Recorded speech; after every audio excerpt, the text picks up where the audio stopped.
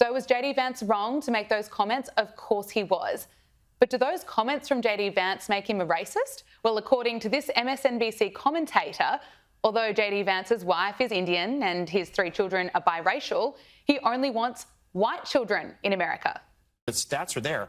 More and more Americans choosing not to have kids, which again emphasizes why JD Vance's comments about childless Americans, childless cat ladies, could be so politically damaging. Well, so what's interesting is this natalism that comes from an authoritarian playbook, right? That there need to be more white children, right? That's the idea that there's, this is about great replacement theory, racism, right? This is what this is. So don't misunderstand it for him wanting more children. He wants a certain kind of, racist thing. Let's bring in journalist Brad Polumbo. Brad, great to be with you. It just scares me how many people are listening to this kind of commentary and believing it. All of a sudden, JD Vance is a racist. No, that's one of the most deranged and unhinged commentaries that I've heard on MSNBC in a while. And to be honest with you, that's saying something. I mean, to say that he only wants white kids when he has natalism policies where he wants to promote child rearing and increase the birth rate is absurd. He's never had anything about those policies that's limited to white children, and he literally has biracial children. As you mentioned, his wife is Indian, his kids are of mixed race. He is a family man, and he's never given any indication that he only cares about increasing the birth rate of white families or anything like that. So that's a pretty vicious smear to throw around at somebody. And it's a really unfortunate one because I agree with you that there actually is some substantive pushback for some of what JD Vance has said, but they seem determined to misconstrue his remarks in the most disingenuous way possible. Absolutely. I actually do disagree with a part of his argument where he essentially argues that people who have children are better suited to wield political power because they're more likely to consider the long-term interests of the country because he says they have skin in the game. I'm not sure I buy that, to be honest with you, because some of the greatest leaders in American history, like George Washington, had no kids. And frankly, we've been governed for decades now by people in their 80s with kids and grandkids who don't really seem to give a darn about the nation's future. But instead of kind of discussing these remarks on the substance, we're getting these out of context sound bites that are misconstruing his remarks. I don't think he ever really intended to slight women with fertility issues. That seems like a very bad faith interpretation of his remarks. And then just the unhinged commentary on MSNBC. They're just determined to take anything a Republican politician says and twist it to a totally absurd extreme. And as you say, instead of making a conversation about the substance, we have this reaction from people out in the streets. I'm a childless cat woman, but I'm happy. I'm happy. Bring laughter on, you know? Say to Vance. Yeah, what is your message to Vance? You don't mess with childless cat ladies. I don't even know what to make of that. What do you think, Brad? Did she just hiss at us? Yes, she did. I don't like this. This makes me feel concerned and slightly unsafe. I mean, look, I think the childless cat ladies remark from JD Vance was an unforced error. He shouldn't have said it, but it was years ago. But to be honest, you're not beating the weird cat lady allegations when you're going out in public with a cat mask on and growling or hissing at reporters. I mean, I'm not sure what's going on there, but it really does seem like American politics is becoming this game of ping pong where we just bounce off each other and become more and more hysterical each time we exchange responses. Seems to me that's a little bit of what's playing out here. Absolutely. Now, the media is going into meltdown, and no doubt Donald Trump is right now being accused of being a racist because he made these comments about Kamala Harris's heritage. I've known her a long time indirectly, not directly very much, and she was always of Indian heritage, and she was only promoting Indian heritage. I didn't know she was black until a number of years ago when she happened to turn black, and now she wants to be known as black. So I don't know, is she Indian or is she black? She is always identified as a black woman. She went to a historically black college. I respect either one, but she obviously doesn't, because she was Indian all the way, and then all of a sudden she made a turn and she became a black person. Just to be clear. Now, I understand why people may hear those comments and everyone screams, you can't say that. But Kamala Harris has made race and gender the biggest part of her election campaign. It's her strongest selling point that she would become the first black woman in US history to become president of the United States. So we've been hearing this from her non-stop. But back in 2019, this was the messaging from Kamala Harris. Okay, so what we're going to cook today is an Indian recipe. Yes. Because you are Indian. Yes. Okay, and I don't know that everybody knows that, but I find that wherever I go and I see Indian people at the supermarket, on the street, everyone's like, you know, Kamala Harris is Indian, right? It's like the thing we're so excited about to have you running for president. Yeah. So we're both Indian, but actually we're both South Indian. Yes. You look like the entire one half of my family. Okay, thank you. You do. I've been telling people we're related already, so this is perfect. It's basically true. And so were you raised eating South Indian food? South Indian food. Brad, look, I think the comments from Donald Trump are not going to help him, but I do think that he reserves the right to criticise her campaign strategy, and she has made race part of her campaign strategy.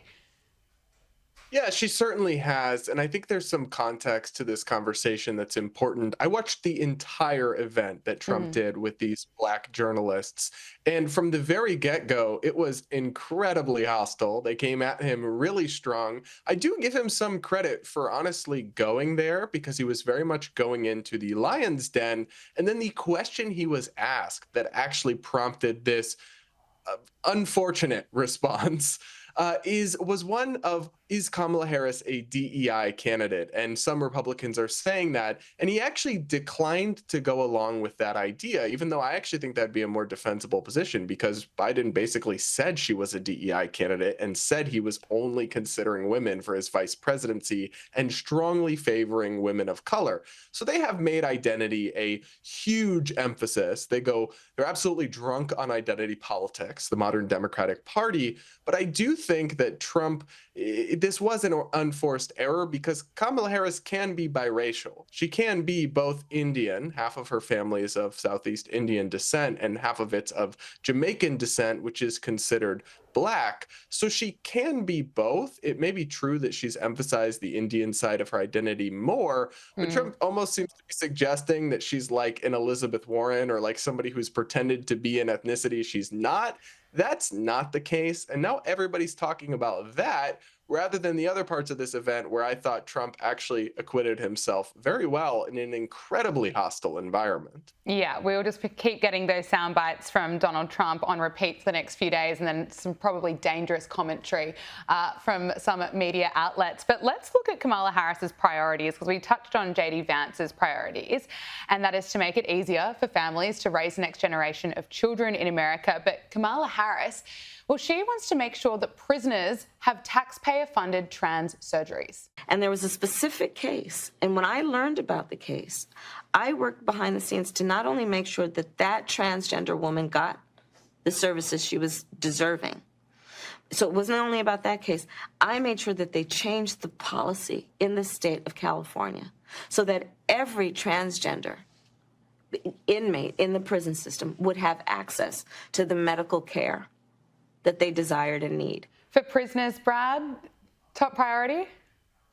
No, I mean, this is not a good way to be using taxpayer dollars. It's really quite something to be pushing that. I mean, look, I believe America's a free country. Adults should do whatever they want. But ultimately, if you want those kinds of surgeries, you should pay for it yourself. You shouldn't force it onto taxpayers, especially not if you're literally behind bars because you've committed transgressions against society. The idea that they should be entitled to the full suite of gender transition surgeries and all that stuff, which is quite expensive, is pretty ludicrous. It's pretty far left, progressive, bonkers town, California style liberalism. What it's not is very palatable to a general election public, which is why those remarks are being recirculated. And the other thing I'll say is that this is a weak spot for Democrats because we are literally at a point, I don't know what it's like in Australia, but we're literally at a point in America where they are housing biologically male inmates in women's prisons, including in cases where some of those individuals are being imprisoned for violent acts or even sex-related crimes.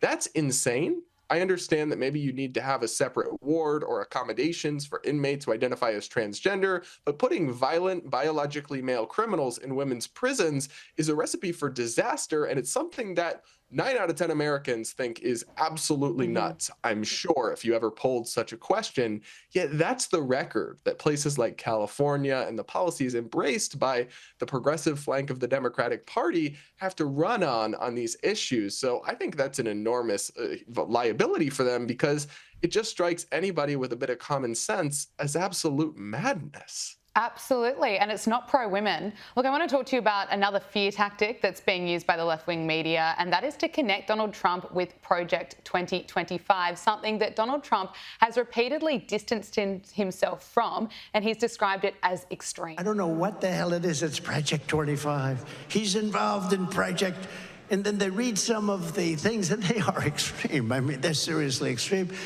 But I don't know anything about it. I don't want to know anything about it.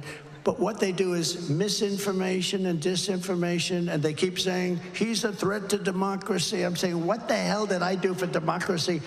Last week, I took a bullet for democracy. Project 2025 leader Paul Dans has stepped down as the Harris campaign continues to falsely connect this project to Donald Trump. But will this be the end of it?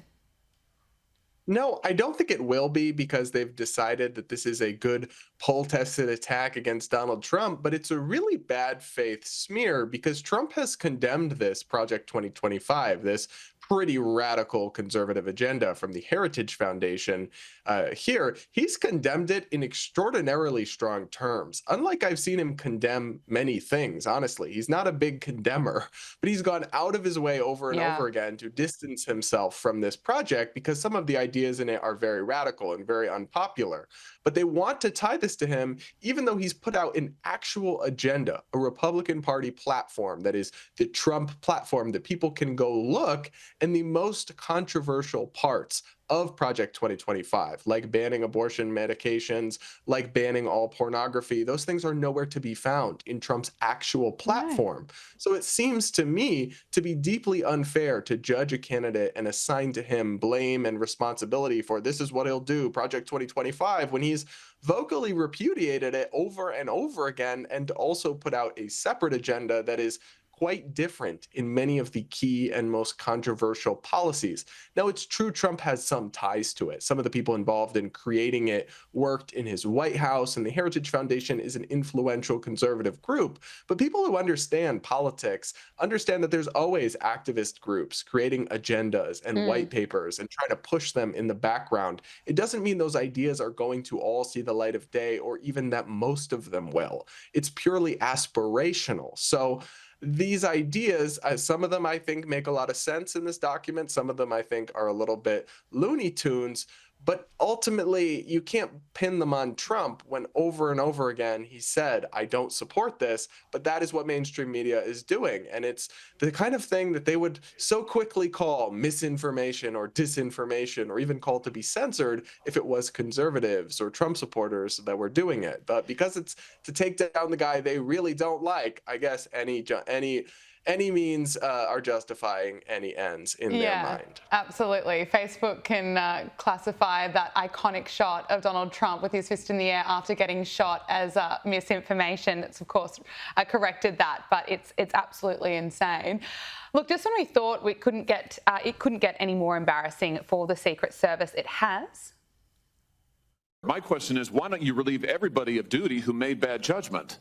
So, yeah, you're right. I am zeroing in on somebody. I'm trying to find somebody who's accountable here.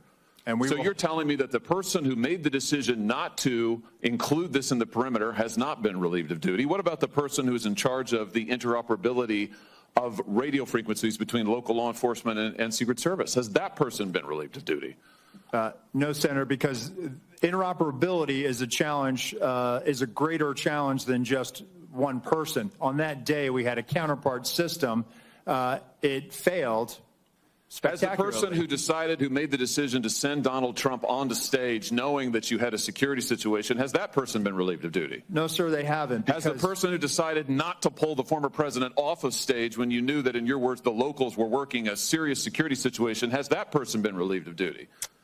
No, sir. Again, I refer you back to my original answer that we are investigating this through emission assurance.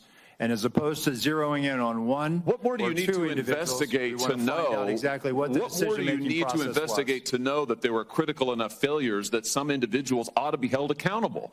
I mean, what more do you need to know? It gets more and more upsetting the more I watch it. 3 weeks on, no answers. Are we ever going to get some answers from the Secret Service? Not unless we hold their feet to the fire, clearly, because if anybody with common sense was running these agencies, heads would already have rolled. But the people involved in this epic security failure have not been fired, the people that actually made the bad calls. And that's just the kind of thing you'd never see in the private sector. I mean, if this was a private company where this had been where they had this kind of failure, I think people would have been fired on the spot. The very next day, absolutely. The entire security division would have been replaced. But they can continue to, I guess, just cash taxpayer checks and peddle on in their bureaucracy. And there might not be real accountability unless we hold their feet to the fire, because this is a bloated and clearly dysfunctional institution, the Secret Service. And gosh, I mean, we all got so lucky that bullet missed by just a couple of inches, because of course, you just first of all don't want to see a man killed, a man with a family, but secondly, the absolute chaos our country would have been thrown into, the risk of political violence, of instability, everything. We were so close to the brink. It's genuinely, honestly, so amazing in a sense that bullet missed, because the horrors that our country would have experienced, I can't put them into words, to be honest, if it had gone differently. I think it would have been extraordinarily dark for America. So we got incredibly lucky, because there were all these security failures. And at the end of the day, tragedy did occur, of course. Some people were killed and hurt, and many people were traumatized, but it could have been so much worse. And the fact that we're not getting heads rolling and actual accountability. I mean, we did, of course, get the Biden appointee to step down after enormous pressure, who was leading the agency, but it should be way beyond that. There should be way more. I mean, this is the kind of thing that should never, ever be acceptable. But in a bloated government bureaucracy where they can just cash taxpayer checks all day, I guess they think they can get away with this, but it's really something. And it's really scary. There's still a few months left to go until November 5. Who knows whether there's going to be another attempt? Hopefully not. The other point to make is I just think it's so brave to see Donald Trump up on stage back in Pennsylvania. He took a bullet, and less than 3 weeks, he's back rallying. Anyway, we've got those pictures that we'll show to you later on in the program. But before I let you go, Brad, Kamala Harris is holding a marginal 1-point lead over Donald Trump in a new Reuters Ipsos poll. The poll found that Kamala Harris is supported by 43% of registered voters, and former President Donald Trump is supported by just 42%. Well, why is she all of a sudden so popular? I would love to get your thoughts. But do you think this honeymoon period is going to last, Brad?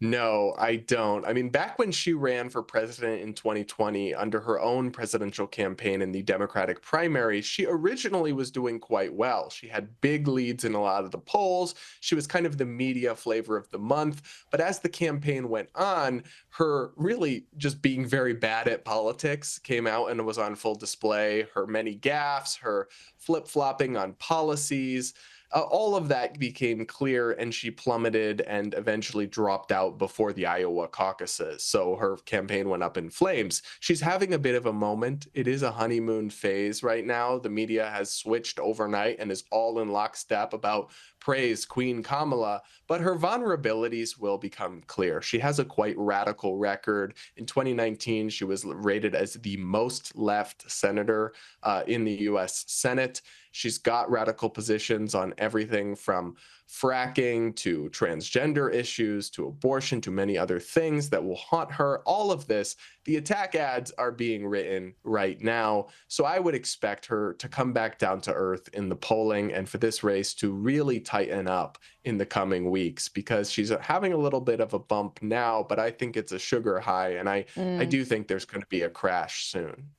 We will wait and see. Brad Polumbo, so great to join you, speak with you, I should say, on Power Hour. Thank you so much. Thanks.